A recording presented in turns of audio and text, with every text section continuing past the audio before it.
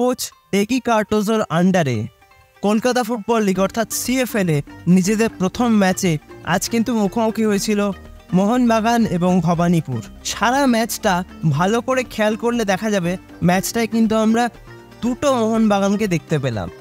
ম্যাচের একদম শুরুর দিকেই কিন্তু শিবাজিৎ সিংয়ের দারুণ একটা ফ্রি কিক থেকে গোল পেয়ে যায় কিন্তু সবুজ বেলুন।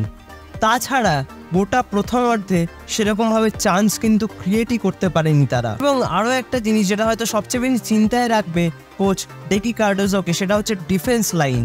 আজকে যে ডিফেন্স লাইনটা খেলেছে সবুজ বেলুনের জন্য, সেখানে কিন্তু প্রচুর ল্যাক আমরা দেখতে পেয়েছি। এবং যে গোলটা ভবানীপুর করেছে, যে ক্রসটা ভবানীপুরের একজন প্লেয়ার তার স্ট্রাইকারের উদ্দেশ্যে পাঠিয়েছিল, সেই ক্রসটা কিন্তু দুজন সবুজ বেলুন ডিফেন্ডারের সামনে থেকে এসে তার পায়ে পড়ে যায় এবং সেখান থেকে তিনি গোল করতে কোনো ভুল করেননি, যার ফলে স্কোর লাইন হয়ে যায় 1-1। এরপরেও কিন্তু আমরা ডিফেন্স লাইনের থেকে অনেক ভুলভ্রান্তি দেখেছি, অনেকটা অগোছালো লেগেছে ডিফেন্স লাইনকে মূলত এক কথায় বলতে গেলে। এবং মাঝ মাঠে বল ধরে যে কুইক ট্রানজিশন, যে তাড়াতাড়ি আক্রমণে ওঠা, যে খেলাটা আমরা মোহনবাগানের তরফ থেকে দেখে অভ্যস্ত, সেই খেলাটা কিন্তু আজকে খেলেছে ভবানীপুর।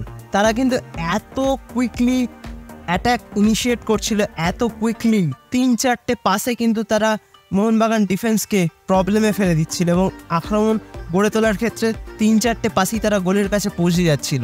তো আজকে কিন্তু ব্যাপারটা একটু উল্টে গেছে। উল্টো দিকে সবুজ বেলুনের কথা যদি বলি, তাদের মাঝমাঠ ডমিনেশন বলতে সত্যি আজকে খুব বেশি কিছু দেখতে পাইনি। তাছাড়া প্রচুর মিসপাস কিন্তু হয়েছে এবং ফার্স্ট হাফে স্কোর 1-1 হয়ে যাওয়ার পরেও সেকেন্ড হাফে যে আর্জেন্সি গোলটা শোধ করে 3টে পয়েন্ট নিয়ে আসার ক্ষেত্রে যে আর্জেন্সিটা দেখানোর দরকার ছিল সবুজ বেলুন প্লেয়ারদের, সেটা কিন্তু একেবারেই দেখা যায়নি। এবং ভবানীপুর কিন্তু মূলত দুটো উইং থেকেই আক্রমণে উঠছিল, আর সেখানেই কিন্তু সমস্যায় পড়ছিল মোহনবাগান ডিফেন্স। এবং সবচেয়ে ইন্টারেস্টিং যে জিনিসটা, সেটা হচ্ছে মোহনবাগানের কোনো প্লেয়ার বল ধরলে তাকে কাভারিং করতে কিন্তু 4-5 জন ভবানীপুরের প্লেয়ার তৎক্ষণাৎ ওই জায়গায় পৌঁছে যাচ্ছিল, যে কারণে কোনো ফ্রি স্পেস কিন্তু পাচ্ছিল না পাস খেলার জন্য সবুজ বেলুন খেলোয়াড়রা।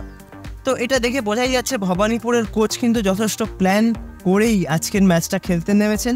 প্রথমার্ধের ম্যাক্সিমাম সময় কিন্তু আমরা ফারদিন আলী মোল্লা কিংবা সুহেল ভাট এদেরকে ম্যাচের মধ্যে ইনভলভ হতে দেখিনি, বা ম্যাচের সেরকম কোনো ক্রুশিয়াল সিচুয়েশন অন্তত প্রথমার্ধে তাদের কাছ থেকে তৈরি হয়নি।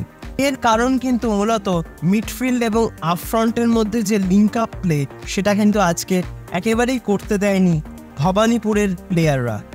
এবং দ্বিতীয়ার্ধে বেশ কিছু সময় কিন্তু ভবানীপুর গোল করে এগিয়ে যাওয়ার সিচুয়েশনও চলে যায়, কিন্তু মোহনবাগানের ডিফেন্স লাইন কিন্তু কোনো মতে সেই সব বিপদগুলোকে সামাল দেয় এবং এই বলগুলোকে রিসিভ করে যে কুইক কাউন্টার অ্যাটাক, সেটাও কিন্তু আজকের ম্যাচে তারা করতে পারেনি।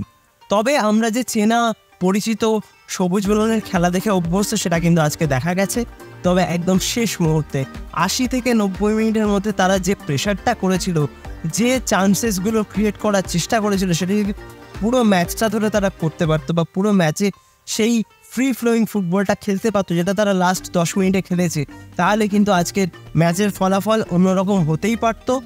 শেষ 10 মিনিটে সুহেল ভাট কিন্তু একটা ভালো সুযোগ পেয়েছিল গোল করার, কিন্তু বলটা কিন্তু তিনি গোলে রাখতে পারেননি।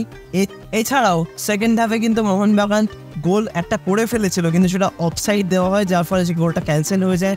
তারপরেও 80 থেকে 90 মিনিটের মধ্যে কিছু সাবস্টিটিউশনের মাধ্যমে কোচ ডেকি কার্টোজোর যে চেঞ্জেসগুলো করেছিলেন, কিছু প্লেয়ারকে তিনি কিন্তু সাবস্টিটিউট করেন এবং তাদের পরিবর্তে যে সমস্ত প্লেয়াররা মাঠে নামে তারা কিন্তু যথেষ্ট ইমপ্রেসিভ ফুটবল খেলেছে যতটুকু তারা সময় পেয়েছে। যেমন রবি বাহাদুর রানা, আরও বেশ কিছু প্লেয়ারকে কিন্তু তিনি মাঠে নামিয়েছিলেন এবং তারা যে ইন্টেন্টটা দেখিয়েছে লাস্ট 10-15 মিনিট, সেই ইন্টেন্টটা যদি প্রথম থেকে গোটা টিমটা দেখাতে পারতো, তাহলে হয়তো আজকের ফলাফলটা অন্যরকম হতে পারতো এবং এতটা অর্ডিনারি লাগতো না সবুজ বেলুনের খেলা।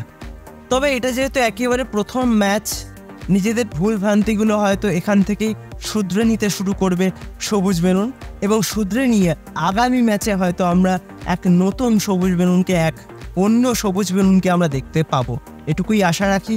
এবং তাদের থেকে যে ব্র্যান্ড অফ ফুটবল দেখে আমরা অভ্যস্ত, সেই ব্র্যান্ড অফ ফুটবল অবশ্যই আমরা পরের ম্যাচ থেকে দেখতে পাবো। তো তোমরা যারা আজকের ম্যাচটা দেখেছো, তোমাদের কেমন লেগেছে অবশ্যই আমাকে কমেন্ট করে জানিও। ভিডিওটা ভালো লাগলে লাইক কমেন্ট শেয়ার এবং সাবস্ক্রাইবটা করতে কিন্তু ভুলো না। লাইক কমেন্ট শেয়ার সাবস্ক্রাইব করে দিয়ে পাশের বেল অপশনটা প্রেস করে দিয়ে অবশ্যই অল অপশনটা প্রেস করে রাখবে, যাতে সমস্ত রকম নতুন ভিডিও নোটিফিকেশন তোমরা সবার আগে পেয়ে যাও যখনই আমি কোনো নতুন ভিডিও পোস্ট করবো। তো আজকের নতুন ভিডিওটা তাহলে এখানেই শেষ করছি। দেখা হবে আবারও পরবর্তী ভিডিওতে নতুন কোনো দিন নতুন কোনো সময়। তোমরা ভালো থেকো, সুস্থ থেকো।